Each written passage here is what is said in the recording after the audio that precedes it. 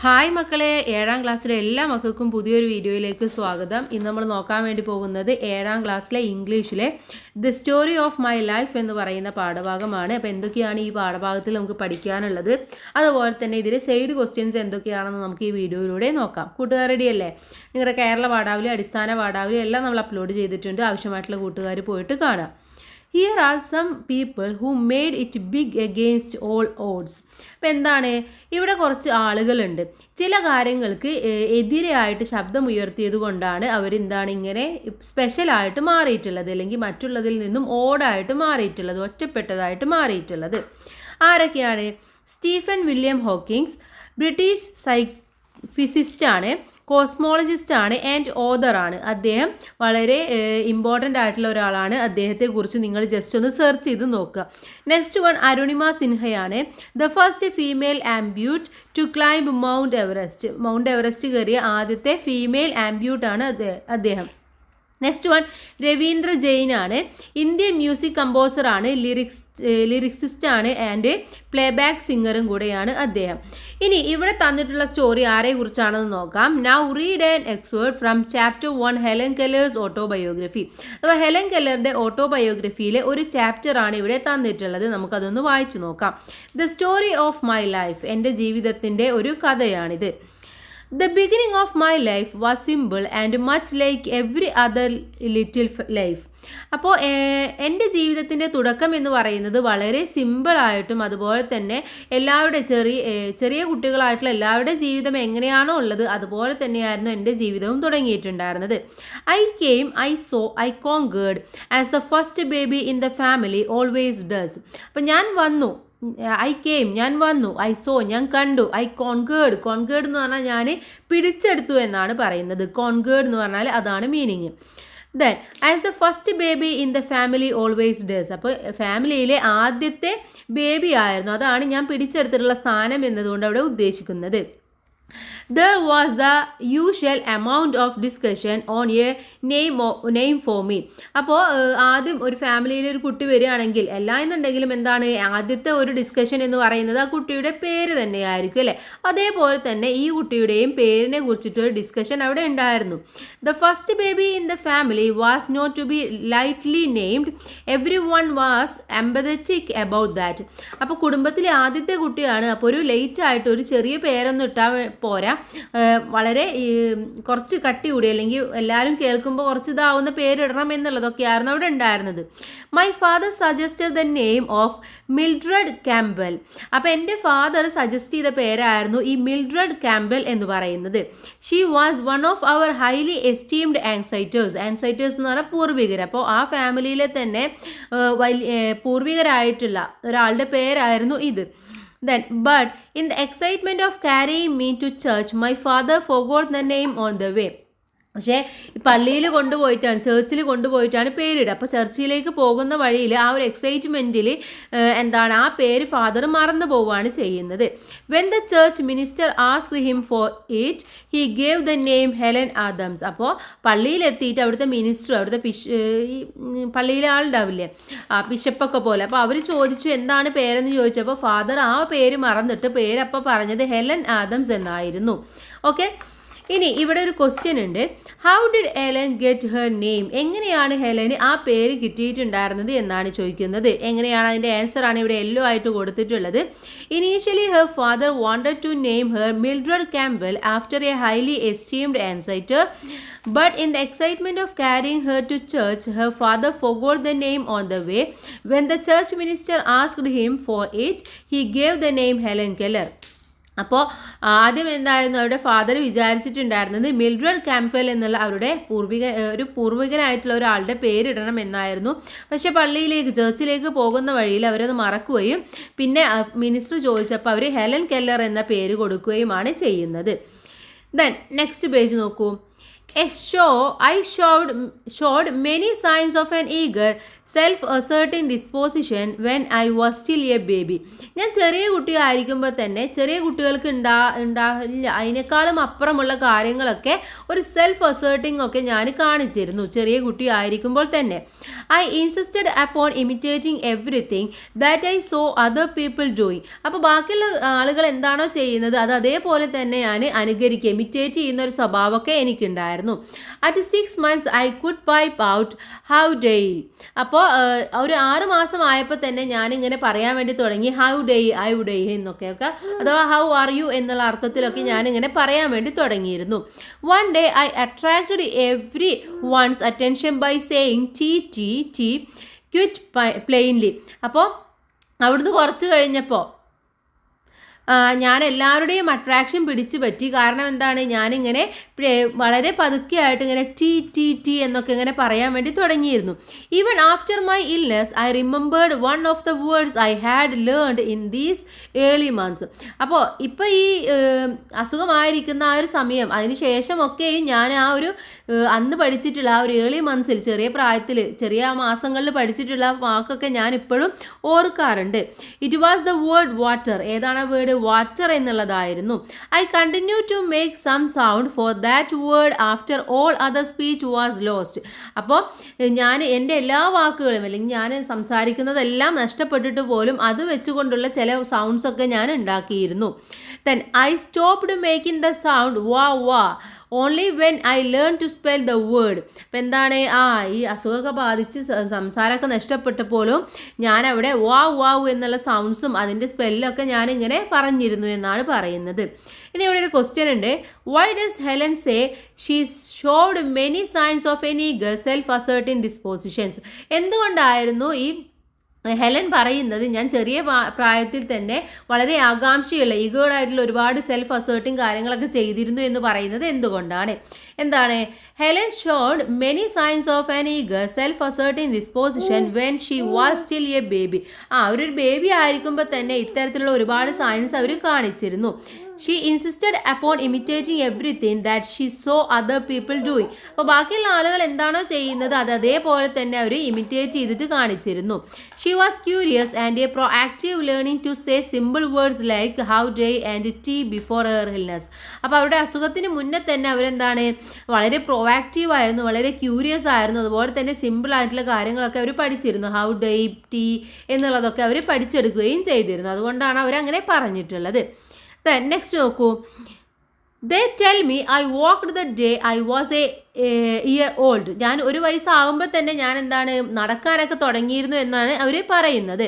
My mother had just taken me out of the bath stump and was holding me in her lap. അപ്പോൾ അമ്മ എന്നെ കുളിപ്പിക്കാൻ വേണ്ടിയിട്ട് അവരുടെ മടിയിൽ ഇങ്ങനെ എടുത്തിരിക്കുന്ന ഒരു സമയമായിരുന്നു. I was suddenly attracted by the flickering shadows of leaves that danced in the sunlight on the smooth floor.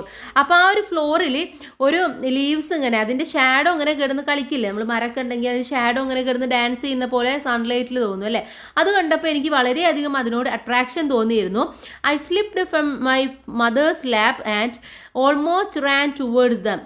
അപ്പം ഞാൻ എൻ്റെ അമ്മയുടെ മടിയിൽ നിന്നും ഇറങ്ങുകയും സ്ലിപ്പായിട്ട് പോവുകയും അതുപോലെ തന്നെ ഏകദേശം അതിൻ്റെ അടുത്ത് വരെ ഞാൻ നടക്കുകയൊക്കെ ചെയ്തിരുന്നു. But the impulse was quickly gone. I fell down and cried for her to take me up in her arms. പെട്ടെന്ന് തന്നെയാണ് ഞാൻ വീഴുകയും അതുപോലെ തന്നെ ഞാൻ കരയുകയും അമ്മ എന്നെ എടുക്കുകയൊക്കെ അവരുടെ കൈകൾ കൊണ്ട് എന്നെ എടുക്കുകയൊക്കെ ചെയ്തിട്ടുണ്ടായിരുന്നു എന്ന് പറയുന്നു. Then next one. These happy days did not last long. പക്ഷേ ഈ ഒരു സന്തോഷമുള്ള ദിവസങ്ങളൊന്നും അധികം നീണ്ടു നിന്നില്ല. ജസ്റ്റ് 1 year, 1 വർഷം മാത്രമേ നിന്നുള്ളൂ.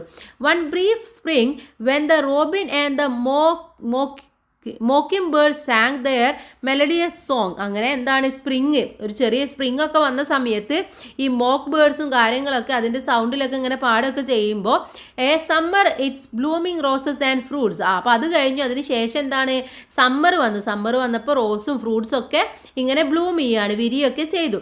ആൻഡ് ഓട്ടം with its golden fruits and shedding leaves. അത് മാത്രമല്ല അതിന് ശേഷം എന്ത് വന്നു, ഓട്ടം വന്നു. ഓട്ടത്തിന് എന്താണ് ഉണ്ടാവുക, ഫ്രൂട്ട്സ്, ഗോൾഡൻ ഫ്രൂട്ട്സും ഷെഡിങ് ലീവ്സും ഒക്കെ ഇങ്ങനെ പുഷ്പിക്കാനൊക്കെ തുടങ്ങി. ഓട്ടം സീസണിൽ അങ്ങനെയല്ല ഉണ്ടാവുക.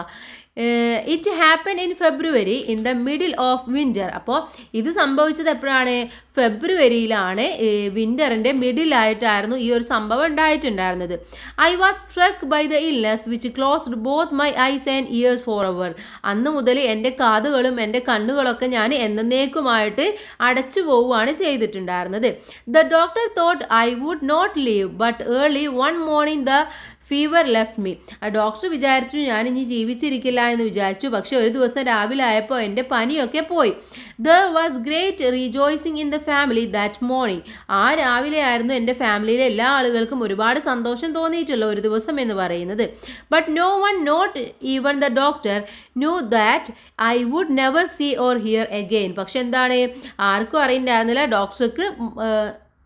ഡോക്ടർക്ക് പോലും അറിയണ്ടായിരുന്നില്ല അന്ന് മുതൽ ഞാൻ ഇനിയൊന്നും കാണുക കേൾക്കുകയോ ഒന്നും ചെയ്യില്ല എന്നുള്ളത്. ഇനി ഇവിടെ 2 ക്വസ്റ്റ്യൻസ് കൊടുത്തിട്ടുണ്ട്. First one, why didn't Helen's happy days last long? എന്തുകൊണ്ടാണ് ഹെലൻ്റെ ഹാപ്പി ഡേയ്സ്, സന്തോഷമുള്ള ദിവസങ്ങൾ നീണ്ടു നിന്നില്ല എന്ന് പറയുന്നത് എന്തുകൊണ്ടാണ്?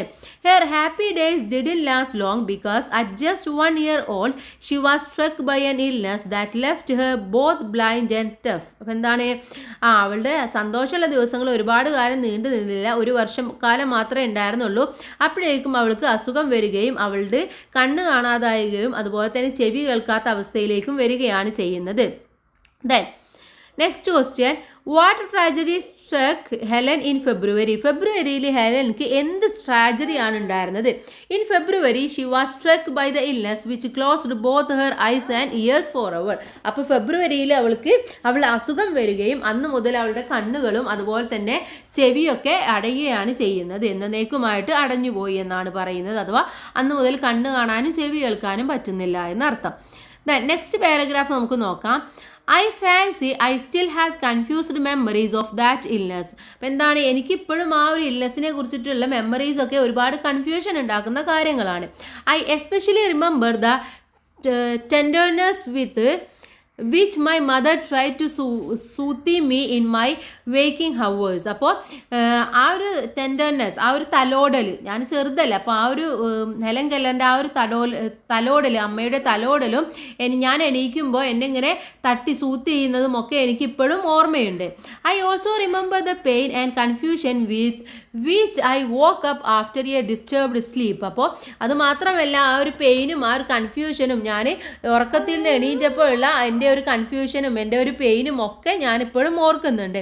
I turned my eyes away from the ones loved light. അപ്പോൾ എനിക്ക് ഏറ്റവും ഇഷ്ടമുള്ള ലൈറ്റിൻ്റെ അടുത്തേക്ക് എൻ്റെ കണ്ണുകളൊക്കെ ഞാനൊന്ന് തിരിഞ്ഞു നോക്കുകയാണ് ചെയ്യുന്നത്. Then but except for these fleeting memories it all seems very unreal like a nightmare. പക്ഷെ എന്താണ്, ഇതൊക്കെയാണ് എനിക്ക് ഓർമ്മയുള്ള സംഭവങ്ങൾ എന്ന് പറയുന്നത്. ബാക്കിയെല്ലാം ഒരു നൈറ്റ്മെയറിനെ പോലെ, ഒരു പേടി സ്വപ്നത്തെ പോലെയായിരുന്നു. Gradually I got used to the silence and darkness that is surrounded me. പിന്നെ പതുക്കെ ഞാൻ ആ ഒരു ഡാർക്ക്നെസ്സും സൈലൻ്റും ഒക്കെ എൻ്റെ അടുത്തേക്ക് ഇങ്ങനെ അതുമായിട്ട് ഞാൻ പൊരുത്തപ്പെട്ടു, യൂസ്ഡ് ആയിട്ട് മാറുകയാണ് ചെയ്യുന്നത്. I forgot completely that it had all been very different. അതിനുശേഷം ഞാൻ എല്ലാം ഡിഫറെൻ്റ് ആണ് എന്നുള്ള കാര്യങ്ങളൊക്കെ ഞാൻ മറന്നു പോവുകയാണ് ചെയ്യുന്നത്. It was my teacher who changed everything and set my spirit free. എൻ്റെ ടീച്ചറാണ് എൻ്റെ എല്ലാ കാര്യങ്ങളും ചേഞ്ച് ചെയ്തതും എനിക്കൊരു ഫ്രീ സ്പിരിറ്റും കാര്യങ്ങളൊക്കെ എന്നിൽ സെറ്റ് ചെയ്ത് തന്നിട്ടുള്ളത്. But the first 19 months of my life had been different. പക്ഷേ ആദ്യത്തെ 19 months എന്ന് പറയുന്നത്, 19 മാസങ്ങൾ എന്ന് പറയുന്നത് എന്താണ്, എനിക്ക് വളരെ ഡിഫറെൻ്റ് ആയിട്ടുള്ള ഒന്നായിരുന്നു. I had caught glimpses of broad green fields, a luminous sky and trees and flowers. അപ്പോൾ ആ സമയത്ത് എനിക്ക് എന്താണ്, ഒരുപാട് നല്ല കാഴ്ചകൾ കാണാനും ഗ്രീൻ ഫീൽഡ്സ് കാണാനും അതുപോലെ തന്നെ നല്ല നീലയായിട്ടുള്ള ആകാശം കാണാനും ട്രീസ്, ഫ്ലവേഴ്സ് ഇതൊക്കെ കാണാൻ വേണ്ടി എനിക്ക് പറ്റിയിരുന്നു. The darkness that followed could not a wholly blot them. പക്ഷേ എൻ്റെ ഡാർക്ക്നെസ് എന്നെ അതിനെല്ലാം തടഞ്ഞു നിർത്തുകയാണ് ചെയ്യുന്നത് എന്നാണ് പറയുന്നത്. ഇനി ഇവിടെ ലാസ്റ്റ് ഒരു ക്വസ്റ്റ്യൻ ഉണ്ട്. Why were the first 19 months of Helen Keller's life different? എന്തുകൊണ്ടാണ് ഹെലൻ കെല്ലറുടെ ലൈഫിലെ ആ ഒരു ആദ്യത്തെ 19 months ഡിഫറെൻ്റ് ആണ് എന്ന് പറയുന്നത് എന്തുകൊണ്ടായിരുന്നു? The first 19 months of Helen Keller's life were different because she could see and hear during that time. അപ്പോൾ ആ സമയത്ത് അവർക്ക് കാണാനും കേൾക്കാനും ഒക്കെ കഴിഞ്ഞിരുന്നു. She experienced the world through sight and sound and interacted with her surroundings. അതിനുശേഷം അവൾ അവൾ സൗണ്ട്സ് വെച്ചുകൊണ്ടും അതുപോലെ തന്നെ ചുറ്റുമുള്ളവരുടെ ഇൻട്രാക്ഷൻസ് ഒക്കെ ആയിരുന്നു അവൾ എക്സ്പീരിയൻസ് ചെയ്തിരുന്നത്. This change drastically after she lost her vision and hearing due to illness. അസുഖം കാരണം അവളുടെ കാഴ്ചയും അതുപോലെ തന്നെ കേൾവിയും ഒക്കെ ചേഞ്ച് ചെയ്തതോട് കൂടിയിട്ടാണ് അവൾ ആകെ മാറി ഇതൊക്കെ സറൗണ്ടിങ്സ് വഴി അവൾ മനസ്സിലാക്കാൻ വേണ്ടി തുടങ്ങിയതെന്നാണ് പറയുന്നത്. ഓക്കെ, അപ്പോൾ ഇതാണ് നമ്മുടെ പാഠഭാഗം എന്ന് പറയുന്നത്. ഇനി നമുക്കിതിലെ ഓദറിനെ കുറിച്ച് നോക്കാം. ഓദർ എന്ന് പറയുന്നത് ആരാണ്? ഹെലൻ കെല്ലറാണ് അല്ലേ. അവരുടെ ഓൺ സ്റ്റോറി തന്നെയാണിത്. Was born in Alabama USA. She lost her sight and hearing 19 months after birth due to an undiagnosed brain disease. അപ്പോൾ ഒരു ബ്രെയിൻ ഡിസീസ് വന്നതോട് കൂടിയിട്ടാണ് അവർക്ക് 19 മാസത്തിൽ അവരുടെ കാഴ്ചയും കേൾവിയും ഒക്കെ നഷ്ടപ്പെട്ടത്. അലബാമയിലായിരുന്നു അവർ ജനിച്ചത്, USA Then she went on to become the first differently abled person to graduate in America. അമേരിക്കയിൽ തന്നെ ഈ ഡിഫറെൻ്റ് ഏബിൾ ആയിട്ടുള്ള ഇത്തരത്തിൽ എന്തെങ്കിലും പ്രശ്നങ്ങളൊക്കെ ഉള്ള ആളുകൾ ഉണ്ടാവില്ലേ, അങ്ങനെയുള്ള ആളുകളുടെ ഇടയിൽ ആദ്യമായിട്ട് ഒരു ഗ്രാജുവേറ്റ് നേടിയിട്ടുള്ളത് ഇവരായിരുന്നു. She was considered one of 100 most influential people in the country. ആ കൺട്രിയിലെ 100 ഇൻഫ്ലുവൻഷ്യൽ പീപ്പിൾസിനെ കൺസിഡർ ചെയ്യാൻ വേണ്ടി അവർക്ക് കഴിഞ്ഞിട്ടുണ്ട്. Today Helen Keller is A simple of determination, endurance and struggle. അപ്പോൾ എൻഡ്യൂറൻസിൻ്റെയും സ്ട്രഗിളിൻ്റെയും ഡിറ്റർമിനേഷൻ്റെയും ഒരൊക്കെ സിമ്പിളായിട്ടാണ് ഹെലൻ കെല്ലറിനെ ഇപ്പോഴും ആളുകൾ കാണുന്നത്. Her autobiography the story of my life is A record of her struggles and success. അപ്പോൾ അവരുടെ സക്സസിൻ്റെയും സ്ട്രഗിൾസിൻ്റെയും ഒരു റെക്കോർഡ് കൂടെയാണ് അവരുടെ ഓട്ടോബയോഗ്രഫി ആയിട്ടുള്ള the story of my life എന്ന് പറയുന്നത്. അതിലെ ഒരു ചാപ്റ്ററാണ് നമ്മളിപ്പോൾ പഠിച്ചിട്ടുള്ളത്. ഓക്കെ, അപ്പോൾ കൂട്ടുകാർക്ക് ഈ ബുക്സ് കിട്ടുകയാണെങ്കിൽ നിങ്ങൾ വായിക്കുന്നത് നന്നായിരിക്കും. ഇനി നമുക്കിതിലെ ആക്ടിവിറ്റീസ് ആണ് നോക്കാനുള്ളത്. ആക്ടിവിറ്റീസ് നമുക്ക് മറ്റൊരു വീഡിയോയിൽ ഡിസ്കസ് ചെയ്യാം. അപ്പോൾ എല്ലാ കൂട്ടുകാർക്കും പാഠഭാഗം മനസ്സിലായി എന്ന് വിചാരിക്കുന്നു. സൈഡ് ക്വസ്റ്റ്യൻസും ആൻസേഴ്സും നമ്മൾ നോക്കി. എല്ലാവർക്കും താങ്ക്സ് ഫോർ വാച്ചിങ്.